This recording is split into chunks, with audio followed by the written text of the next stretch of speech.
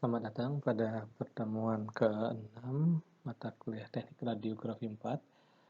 Pada mata kuliah ini, saya akan membahas terkait dengan image quality pada digital imaging. Sebelumnya pada semester 2 sudah dipelajari tentang kualitas gambar pada citra radiografi konvensional, di mana kualitas gambar yang kita pelajari sebelumnya adalah densitas, kontras, detail, dan ketajaman. Seperti yang kita ketahui, kualitas atau citra dari digital dengan citra yang dihasilkan dari film radiografi itu tentunya memiliki perbedaan. Di mana secara umum saya review sedikit terkait perbedaan tersebut. Pada citra digital itu gambar yang dihasilkan berupa digitalisasi atau angka, di mana digunakan proses komputerisasi. Pada citra digital itu citra atau gambar bisa dimanipulasi atau di-editing. Kemudian dengan seiringnya perkembangan era digital, citra digital ini bisa dilihat di berbagai macam alat, di handphone, di laptop, di PC.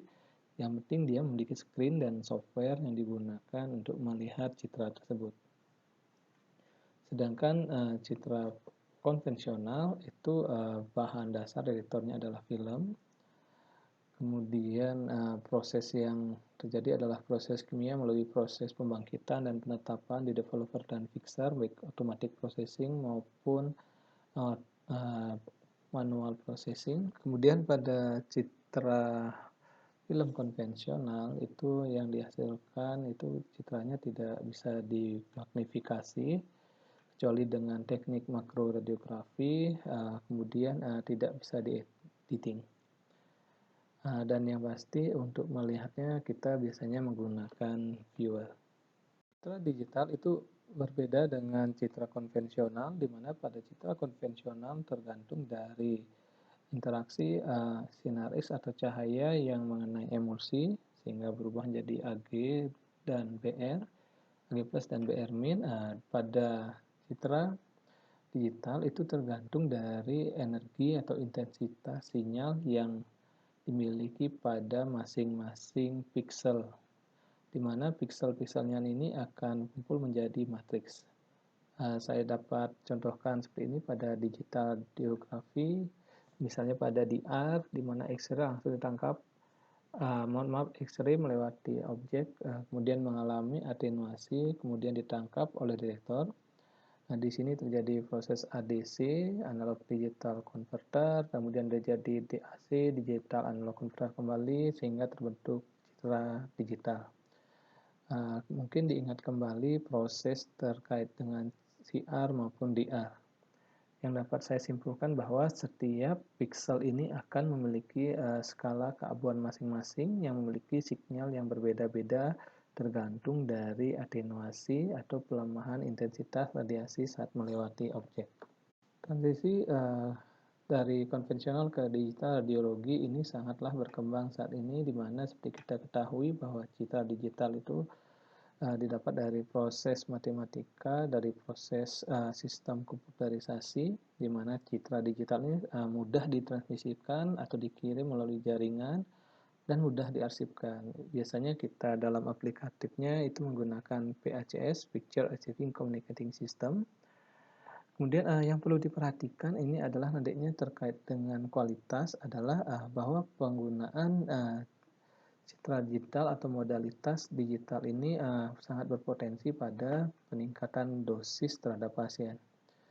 Mungkin Anda sudah pernah mempraktekkan penggunaan CR dan DR, di mana citra yang dihasilkan selalu baik walaupun faktor eksposinya lebih tinggi dari standar, asalkan EI-nya masih dalam standar. Exposure index citra tersebut masih dalam standar. Walaupun nantinya dosis yang dihasilkan itu lebih tinggi. Kenapa demikian? Karena dinamik ring yang dihasilkan sangat lebar.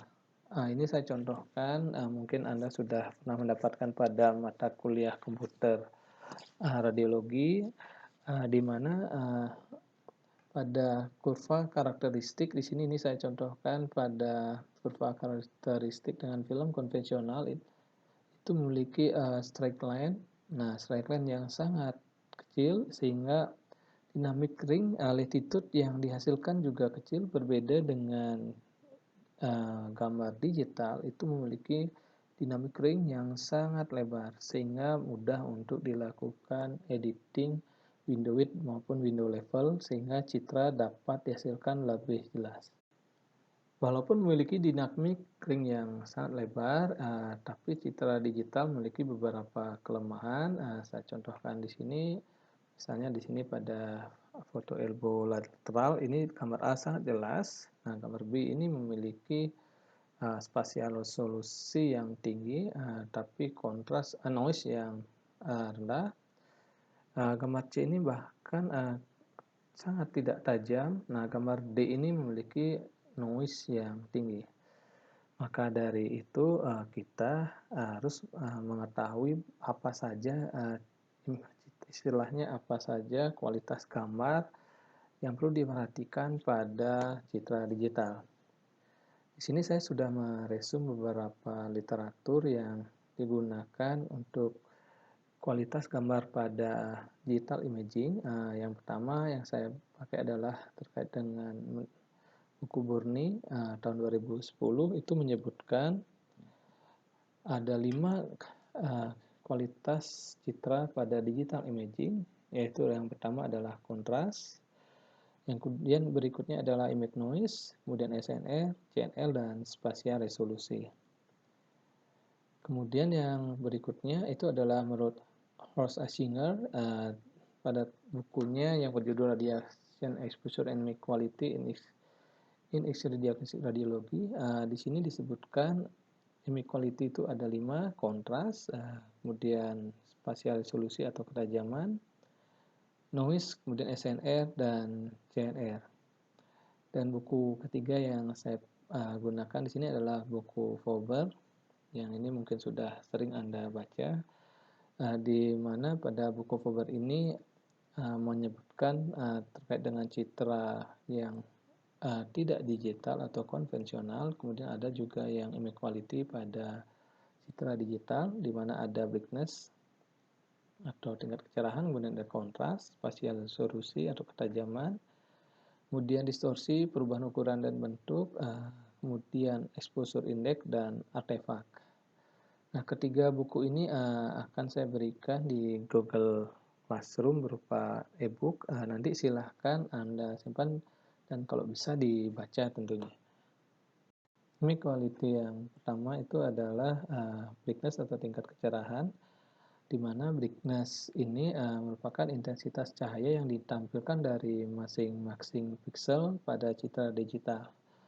Nah, brightness ini bisa diatur dengan mengatur window width dan window level, di mana tingkat kecerahan bisa kita atur, tapi nilai sinyal atau intensitas sinyal dari masing-masing citra atau grayscale dari masing-masing citra itu tidak berubah. Yang berubah hanyalah window width dan window level.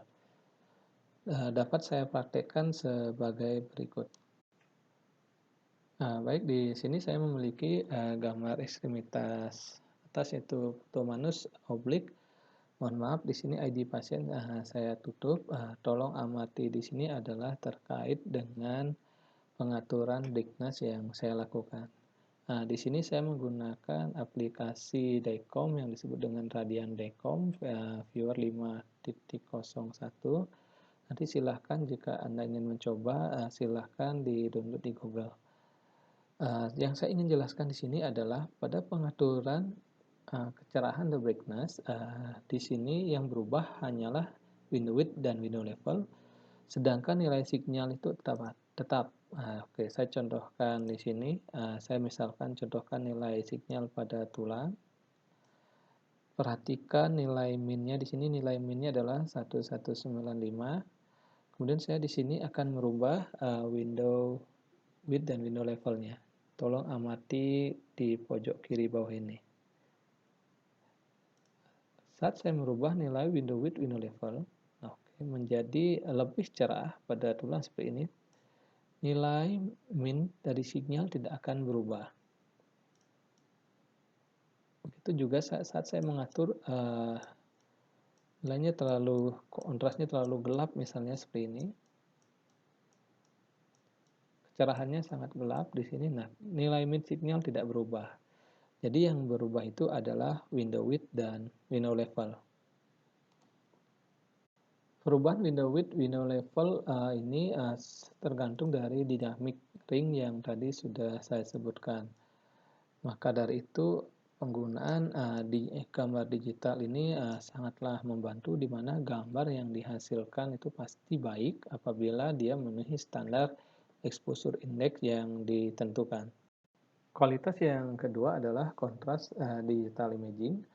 Berbeda definisi dengan kontras pada konvensional, di mana kontras adalah perbedaan densitas pada objek berdekatan yang merupakan selisih dari densitas 2 dikurangi densitas 1. Di sini kontras digital imaging itu sangat bergantung pada emisi energi sinar X yang dicitrakan dari objek yang dilewati, atau saat bergantung dari proses atenuasi, di mana sinyal yang ditangkap itu akan diukur dan dikonversikan menjadi citra dengan tingkat grayscale yang berbeda-beda. Kontras akan menggambarkan besarnya perbedaan intensitas dari berbagai objek yang dilewati.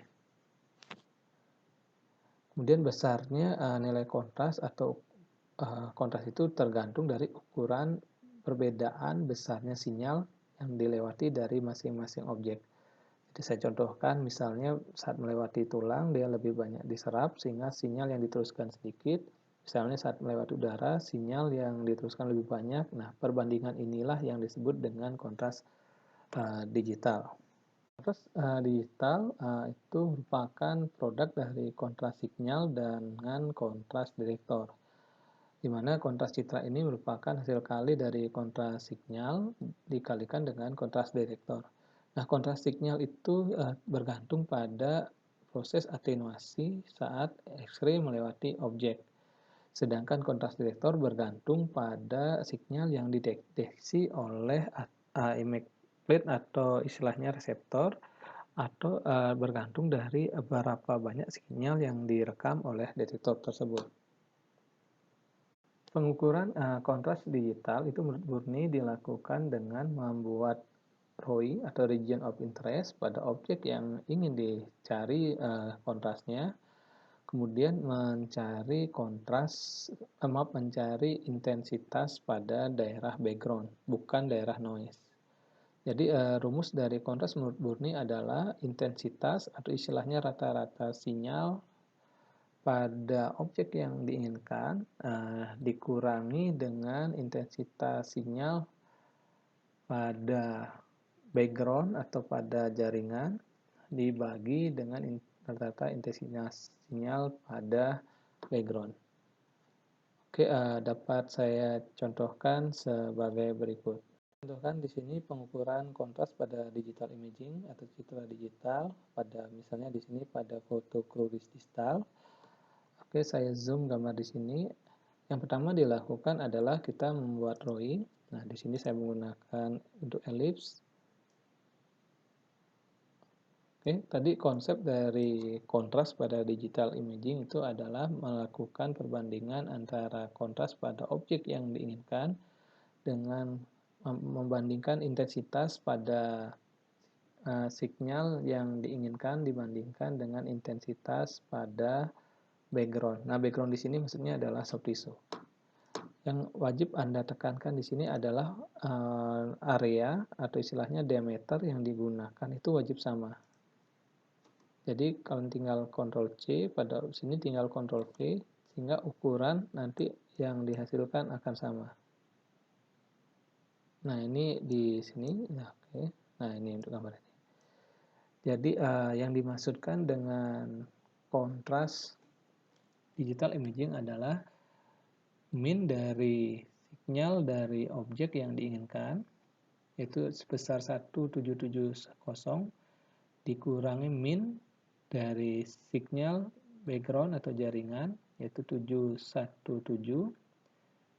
Jadi 1770 dikurangi 715 dibagi 715. Nah, itu merupakan kontras pada digital imaging. Tentu berbeda dengan kontras pada konvensional di mana kita akan mengukur densitas dari objek yang berdekatan sehingga kita carikan selisih baru ketemu nilai kontras.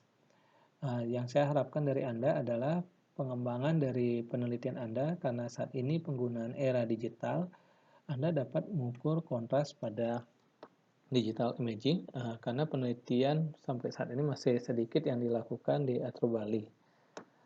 Silahkan Anda coba pada pengukuran kontras digital imaging pada objek yang berbeda. Jenis pengukuran kontras digital itu menurut Horst Aichinger 2012 itu sedikit berbeda. Di sini ada 3 jenis kontras. Yang pertama adalah kontras rasio, yaitu adalah perbandingan intensitas dari satu objek dengan objek yang lain. Nah, itu disebut dengan kontras rasio. Sedangkan kontras, nah itu sejenis juga dengan definisi dari Bourne. Kemudian yang terakhir adalah modulation dengan rumus intensitas 1 dikurangi intensitas 2 dibagi intensitas 1 ditambah dengan intensitas 2. Setiap literatur itu memiliki cara pengukuran sendiri. Dan yang lebih banyak digunakan nantinya adalah pengukuran kontras digital dengan menggunakan buku Bourne ini. Kemudian berbeda makna nanti dengan kontras rasio. Nah, ini nanti silahkan nanti Anda coba. Kalau kontras rasio, kalau dicontohkan seperti tadi, maka kontras rasio pada citra ini adalah berarti yang saya inginkan di sini adalah kontras rasionya. Di sini kontras rasio itu nilainya 1 sampai tidak berhingga, berarti di sini kontras rasio tulang adalah 1770 dibagi 715. Nah, nilai itu disebut dengan kontras rasio. Parameter image quality berikutnya adalah image noise, di mana menurut Bourne image noise di sini adalah merupakan fluktuasi dari intensitas atau tone atau warna dari suatu citra, di mana hal ini akan menyulitkan kita untuk melihat citra yang kita ingin lihat. Saya contohkan di sini. Saat kita ingin melihat suatu citra dengan jelas, di mana pada citra B ini terdapat noise sehingga kita mengalami kesulitan untuk melihat citra, apalagi citra C. Di sini kita mengalami kesulitan untuk melihat citra. Nah, fluktuasi dari hal ini disebut dengan image noise. Setiap teknik imaging digital itu pasti tidak ada yang bebas dari noise. Semua gambar-gambar digital atau citra digital pasti memiliki noise. Nah, jika kontrasnya rendah, nah kemudian noise-nya tinggi, pasti citra tersebut tidak dapat dilihat. Nah, menurut Bondanger sendiri, itu noise itu merupakan gangguan pada radiograf yang secara acak mengaburkan untuk mengurangi kejelasan dari suatu radiograf. Maknanya sama yang seperti yang dijelaskan oleh Bourne bahwa di sini noise itu akan menyulitkan pembaca atau kita untuk memvisualisasikan dari objek yang kita inginkan.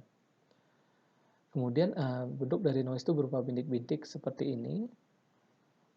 Kemudian biasanya noise memang terjadi pada citra digital, di mana nantinya untuk meningkatkan atau untuk mengurangi gambar noise, maka yang dilakukan adalah meningkatkan sinyal sehingga nantinya SNR-nya akan meningkat, noise-nya akan berkurang. Ini beberapa contoh image noise seperti yang dijelaskan oleh buku Bourne, itu contohnya salt and pepper, nanti noise-nya bentuknya seperti ini, bintik-bintik. Kemudian ini contoh Gaussian noise, nanti ada juga jenis-jenis noise lain, mungkin Anda bisa searching sendiri. Parameter berikutnya terkait dengan noise itu sendiri adalah signal to noise ratio, di mana SNR ini merupakan tingkat perbedaan antara rata-rata signal pada objek yang diukur dengan standar deviasi pada draw. Dirumuskan bahwa SNR adalah perbandingan antara signal dengan noise, yaitu adalah mean signal atau intensitas signal dibagi dengan standar deviasi noise. di mana semakin tinggi SNR maka noise yang dihasilkan semakin berkurang sehingga gambar atau citra digital akan tampak lebih jelas.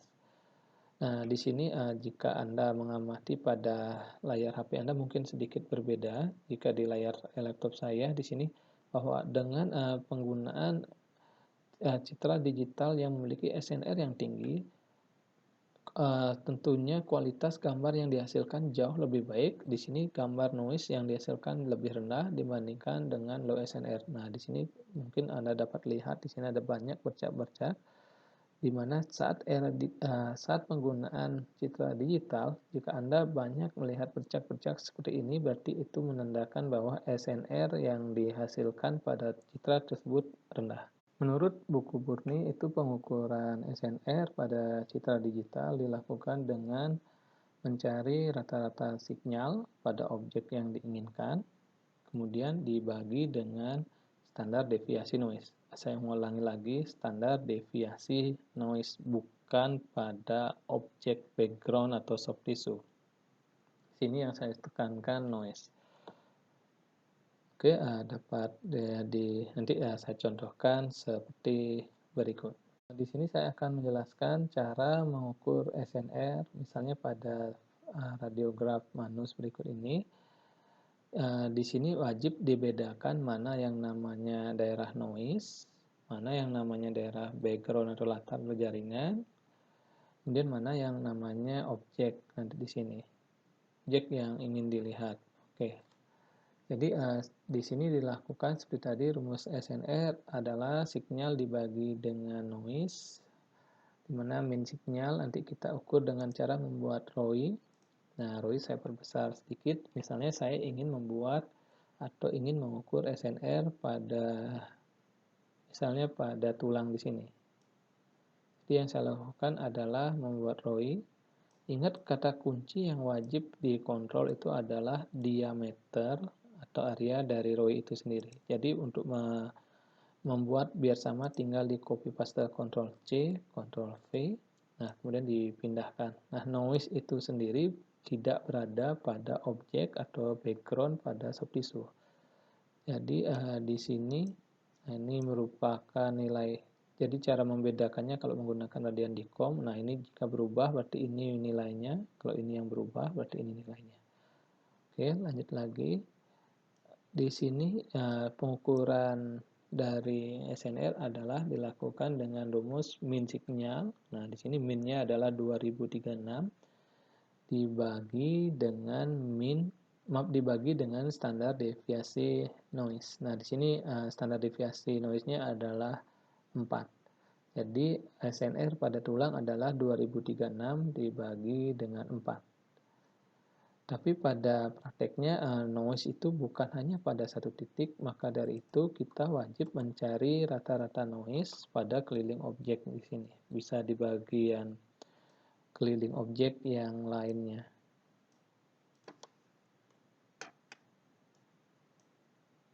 Oke, saya contohkan di sini.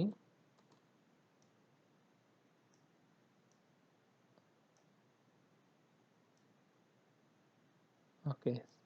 Jadi yang dilakukan untuk mengukur SNR di sini adalah tetap melakukan pengukuran min sinyal pada objek yang diinginkan. Cuma kita wajib mencari rata-rata standar deviasi dari noise yang mengelilingi objek tersebut. Jadi di sini misalnya dapat nilainya 8,5, di sini SD-nya 4, di sini SD-nya 4. Jadi rata-ratanya adalah 4 ditambah 4 ditambah 8 dibagi 3. Nah, jumlah kalau ditanya berapa bagian noise yang kita bisa cari, di sini menurut saya yang penting mengelilingi objek saja. Yang penting lebih juga dari satu standar noise. Jadi dapat dihitung bahwa rumus dari SNR adalah min sinyal dibagi rata-rata standar deviasi noise. Silahkan nanti Anda coba. Berikutnya adalah CNR atau contrast to noise ratio. Nah, ini memiliki makna yang berbeda dengan kontras tadi atau kontras digital. Di sini ada istilah noise. Jadi perbandingan rasio atau perbandingan antara kontras dan noise. Kalau tadi juga dijelaskan menurut buku Acinger bahwa ada namanya kontras rasio. Nanti kontras rasio itu berbeda dengan kontras to noise rasio. Kemudian jenis-jenis kontras tadi dapat saya resume ada kontras digital, kontras rasio, dan ada namanya kontras to noise rasio. Nanti ini memiliki makna yang berbeda-beda. Kontras to noise ratio itu dirumuskan adalah selisih SNR yang berdekatan.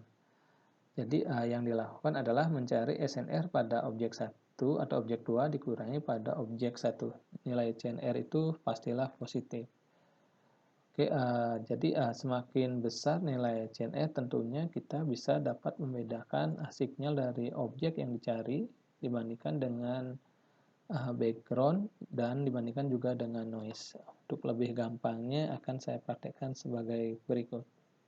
Saya contohkan di sini, saya ingin mencari kontras antara tulang dengan jaringan yang berdekatan di sini. Yang saya lakukan adalah saya wajib mengukur SNR tulang terlebih dahulu, kemudian saya wajib mengukur SNR pada jaringan. Nah, SNR tulang itu sudah kita pelajari tadi, dilakukan dengan cara membagi min sinyal di sini dibagi dengan rata-rata dari standar deviasi noise. Oke. Kemudian di sini saya mengcopy biar memiliki row yang sama. Saya cari di sini adalah nilai sinyal pada jaringan. Nah, di sini. Oke, yang dimaksud dengan SNR adalah kita di sini wajib mencari SNR dari jaringan, yaitu adalah membagi nilai minnya 1330 dibagi dengan rata-rata standar deviasi noise. Di sini rata-ratanya kurang lebih 6. Jadi 1330 dibagi 6. Nah, kemudian nanti di sini 2036 dibagi 6. Nah, selisih antara SNR yang berdekatan ini disebut dengan CNR. Silahkan nanti Anda coba sendiri. Jadi saya ingatkan kembali bahwa CNR itu bukan nantinya selisih antara sinyal 1 dengan sinyal 2, tapi adalah selisih antara si SNR, berarti signal to noise ratio, antara objek 1 dengan signal to noise ratio dengan objek berikutnya. Nah, selisih inilah yang disebut dengan CNR. Berikutnya adalah spasial resolusi. Nah, ini sama atau sejenis dengan ketajaman atau detail, di mana spasial resolusi di digital imaging ini merupakan kemampuan menggambarkan ukuran terkecil dari objek yang dapat dipisahkan atau dibedakan dari sistem pencitraan. Nah, spasial resolusi ini sangat tergantung dari kontras dan noise. Intinya, kemampuan dari melihat biar jelas bisa dapat dibedakan bagian terkecil ini, yaitu disebut dengan spasial resolusi. Spasial resolusi itu secara kuantitatif bisa diukur dengan line pair test objek. Kemudian secara kualitatif tentunya kita melihat nanti batas-batas dari bagian terkecil dengan jelas, nah itu disebut dengan spasial resolusi. Quality berikutnya adalah distorsi. Nah, sebelumnya pada mata kuliah sebelumnya terkait dengan makroradiografi sudah kita pelajari terkait dengan distorsi. Kemudian distorsi juga sudah pernah kita pelajari pada mata kuliah radiofotografi semester 2 terkait dengan image quality juga. Di mana distorsi ini merupakan kesalahan interpretasi dari ukuran dan bentuk objek yang berbeda dari ukuran yang sebenarnya. Nah, distorsi ada dua, magnifikasi dan size disebut dengan magnifikasi, shape disebut dengan elongasi atau shortening. Size distortion itu dipengaruhi oleh FFD dan OID. Nah, ini sudah kita pelajari dengan detail pada pertemuan sebelumnya, yaitu terkait dengan magnifikasi. Kemudian shape distortion itu tergantung dari kesejajaran objek dengan central ray. Ini contoh dari kesejajaran objek. Nah, ini akan mempengaruhi terkait dengan distorsi. Nah, hasilnya akan beda kalau dia obliknya tidak paralel. Objeknya tidak menggunakan di sini, misalnya pada hasil objek di sini tidak menggunakan step wedge, maka interphalangeal joint, nah ini akan terlihat jelas saat dia menggunakan step wedge. Maaf, statis atau istilahnya alat fiksasi. Kemudian contoh yang lain adalah pengaruh arah sinar, misalnya pada fotopedis di mana dipengaruhi oleh ukuran asis. Misalnya pada ukuran asis tertentu ada yang arah sinar cepalat, kaudat maupun arah sinarnya yang tegak lurus. Nah, ini mempengaruhi dari citra yang dihasilkan, di mana arah sinar ini bisa mempengaruhi elongasi ataupun foreshortening. Parameter berikutnya terkait image quality adalah exposure index, di mana exposure index itu mungkin Anda dapat amati pada layar monitor di DR maupun di CR.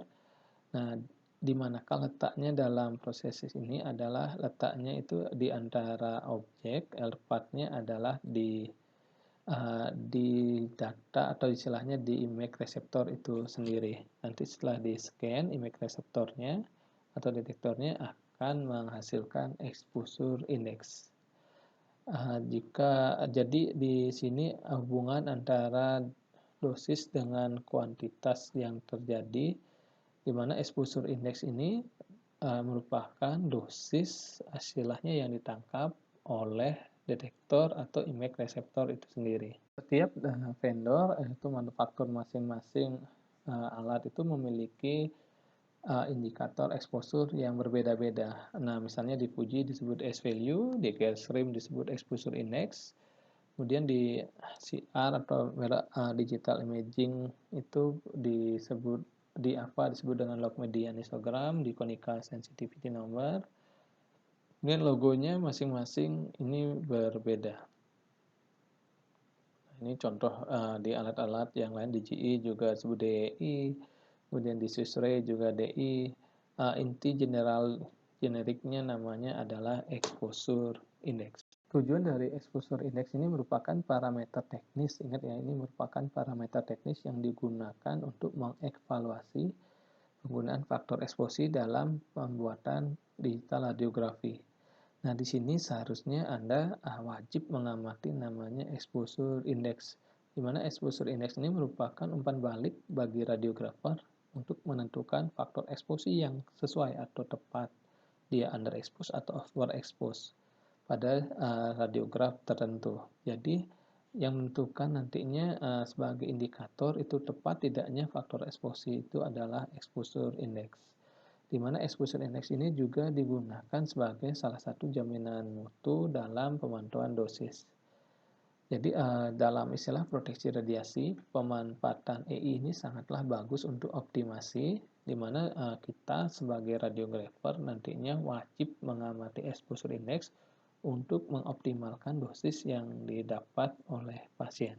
Exposure index ini sangat berpengaruh terhadap yang pertama adalah faktor eksposi, KIVI dan MAS, di mana MAS ini merupakan faktor utamanya, kemudian KIVI, kemudian pengaturan dari kolimasi, dan terakhir adalah tergantung dari objek itu sendiri, di mana tingkat atenuasinya akan mempengaruhi exposure index. Beberapa vendor itu memberikan tentang exposure index yang baik untuk mengoptimalkan dosis yang diterima oleh pasien. Nah, di sini misalnya Fujifilm itu memiliki rentang EI tertentu, misalnya pada kepala itu 100 sampai 400 nilai EI-nya, misalnya pada torak itu sekitar 200-600, itu berbeda-beda. Nah, pentingnya sebagai radiografer kita harus melakukan namanya optimalisasi dosis radiasi dengan indikator exposure index. Mungkin ini dapat Anda jadikan judul pada penelitian Anda, yaitu terkait dengan optimasi dosis pada pasien, misalnya pada pemeriksaan torak, manus, ataupun pemeriksaan lainnya dengan menggunakan exposure index. Juga bisa dilakukan pada modalitas lain, itu misalnya seperti mamografi yang menggunakan digital imaging, kemudian bisa menggunakan panoramik, yang juga menggunakan digital imaging, cepalometri, maupun modalitas lainnya. Nah, intinya setiap alat itu akan memiliki exposure index rentang yang berbeda-beda. Nah, saya contohkan di sini beberapa alat itu memiliki TEI yang memiliki indikator warna yang digunakan, itu hijau berarti aman, kemudian kuning berarti 4 kali dosis, kemudian ada yang merah lebih dari 4 kali dosis. Jadi sangat penting sebagai radiografer kita harus melakukan namanya melakukan optimasi dengan indikator exposure index. Saya tekan kembali bahwa exposure index ini bukanlah merupakan acuan, saya ulang lagi, ini bukan merupakan acuan dari dosis yang diterima pasien, tapi acuan yang kita tentukan untuk melakukan optimasi nantinya pada pasien agar pasien tersebut mendapatkan dosis seminimal mungkin atau istilahnya sesuai dengan prinsip ALARA. Parameter image quality yang terakhir adalah artefak. Saya yakin Anda sudah lebih memahami terkait dengan artefak. Nah, artefak itu sendiri adalah suatu gambar yang tidak diinginkan pada citra digital. Artefak ini ada berbagai jenis, di mana nantinya ini akan mempengaruhi kualitas citra digital yang dihasilkan. Nah, ini contoh dari artefak, itu tampaknya garis yang diakibatkan dari reader pada CR yang terganggu. Nah, di sini ada garis. Nah, garis ini merupakan salah satu jenis artefak pada citra digital. Pada pertemuan ini saya juga memberikan beberapa literatur nantinya yang dapat Anda gunakan sebagai bahan untuk penelitian Anda, di mana faktor-faktor yang mempengaruhi image quality pada digital radiografi itu sangat berpengaruh. Ini saya ambil dari buku Fowler. Nah, itu nanti dari variasi faktor independen ini akan mempengaruhi variabel dependen ini. Tentunya saat berbeda objek, nanti hasilnya akan berbeda juga. Intinya kita sebagai radiografer harus mengetahui bagaimana caranya mengoptimalkan faktor yang mempengaruhi sehingga kualitasnya menjadi lebih baik. Nah, di sini beberapa indikator, misalnya reseptor exposure atau brightness itu dipengaruhi oleh apa saja, kemudian kontras dipengaruhi oleh apa saja. Di sini sudah saya berikan beberapa kata kunci yang saya kutip dari berbagai literatur, termasuk spasial resolusi itu dipengaruhi oleh apa, nanti termasuk focal spot. Mungkin Anda ingin mencari penelitian misalnya pengaruh ukuran fokus atau istilahnya focal spot size terhadap spasial resolusi pada pemeriksaan manus itu misalnya. Jadi nanti ini merupakan bahan-bahan Anda untuk mencari literatur referensi untuk mendukung penelitian Anda nantinya. Jadi ini contoh distorsi. Nanti mohon dibaca lebih detail lagi. Jika ada pertanyaan pada pertemuan kali ini, silahkan ditanyakan di Google Classroom. Sekian dan terima kasih.